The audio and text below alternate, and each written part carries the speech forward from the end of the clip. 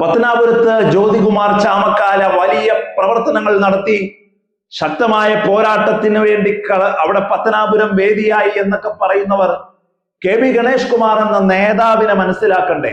K V Ganesh Kumar എന്ന power brand ഇന്നലെ business class bus കൂടി KSRTC പുറത്തിറക്കുമ്പോ ഗണേഷ് കുമാർ പറയുന്ന ഒരു വാചകമുണ്ട്. 2001 വോൾവോ ബസ് ഈ നാടിന് സമർപ്പിക്കുമ്പോ, ഈ രാജ്യം അതിനെ കോപ്പി അടിക്കുമ്പോ, അന്ന് ഗണേഷ് കുമാർ പറഞ്ഞത് വർഷങ്ങൾക്കിപ്പുറം വീണ്ടും ആവർത്തിക്കപ്പെടുകയാണ് ചരിത്രം.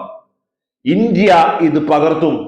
ഇന്ത്യയുടെ ഗതാഗത മന്ത്രിമാർ ഇത് കോപ്പി ചെയ്യും. നിങ്ങൾ കണ്ടോളൂ.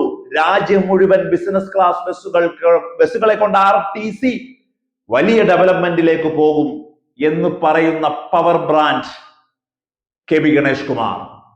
തോൽക്കാൻ ഒരു കാരണം വേണ്ടേ?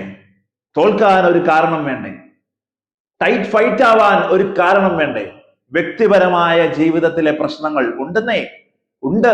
ഗണേഷ് കുമാർ തന്നെ പറഞ്ഞല്ലോ, എന്റെ വ്യക്തിപരമായ പ്രശ്നങ്ങൾ എന്റേത് മാത്രമാണ്.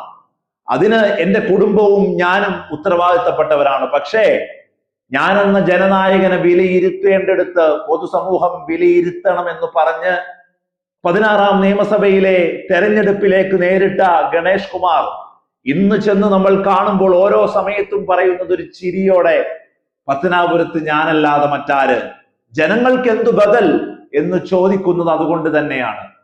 ഗണേഷ് കുമാറിന് കിട്ടിയ 2.5 വർഷം ഗതാഗത വകുപ്പ് എവിടെ നിന്ന് എവിടേക്ക് കയറിപ്പോയി എന്ന് നമ്മൾ മനസ്സിലാക്കണ്ടേ? രാജ്യത്തിന് മാതൃകയായി ഒരു വകുപ്പിനെ എടുത്തു വെക്കുക.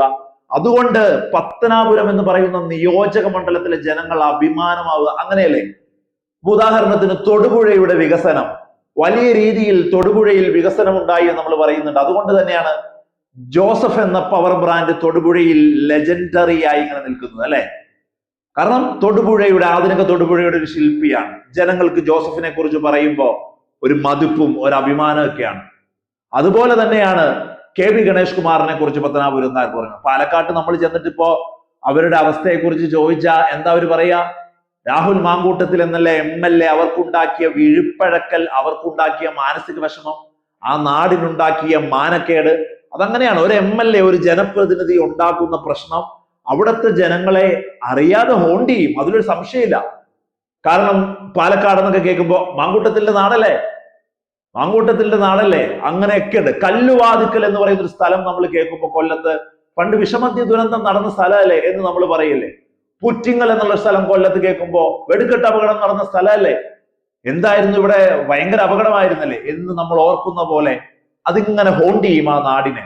അതുപോലെ തന്നെ പത്തനാപുരത്തിന് ഹോണ്ട് ചെയ്യാണ് കെ വി ഗണേഷ് കുമാർ എന്ന ജനനായകന്റെ വികസന പ്രവർത്തനങ്ങൾ. അഭിമാനത്തോടെയാണ് നമ്മൾ എത്ര വോക്സ് പോപ്പുലികൾ ആ നാടിൽ നിന്ന് വരുന്നത് കണ്ടിട്ടുണ്ട്. ഓട്ടോറിക്ഷക്കാർ, ചുമട്ടുതൊഴിലാളികൾ, ജോലിക്ക് പോകുന്ന സ്ത്രീകൾ, അമ്മമാർ, കുടുംബശ്രീയിലെ യൂണിറ്റുകൾ, വനിതാ ഹോട്ടലിൽ കയറി ഭക്ഷണം വിളമ്പുന്ന സ്ത്രീകൾ, ആരോടൊക്കെയാ ചോദിച്ചിരിക്കുന്നത്? അവരോടൊക്കെ ചോദിക്കുമ്പോൾ അവർ പറയുന്ന കേട്ടിട്ടില്ലേ? ഇവിടെ കെ വി ഗണേഷ് കുമാർ തന്നെയാണ്. അപ്പോ അദ്ദേഹത്തിന് അടുത്തിടയ്ക്ക് കുടുംബപരമായ പല പ്രശ്നങ്ങൾ, അത് നമ്മളെ ബാധിക്കില്ലല്ലോ, നമ്മൾ നാടിനെ നോക്കിയാൽ പോരെ എന്ന് ജനം, പൊതുബോധം, അവരുടെ മനസ്സ് അതിങ്ങനെ അംഗീകാരം കൊടുത്ത് മുന്നോട്ട് പോവുകയാണെന്നുള്ളത്. കൃത്യമായ പ്രവർത്തനങ്ങളിലൂടെ K V Ganesh Kumar business class bus കൂടി അവതരിപ്പിക്കുമ്പോ ഒരു കാര്യം ഉറപ്പാണ്, ഈ നാട് രാജ്യത്തിന് മാതൃകയായി മാറുന്നു എന്നുള്ളത്.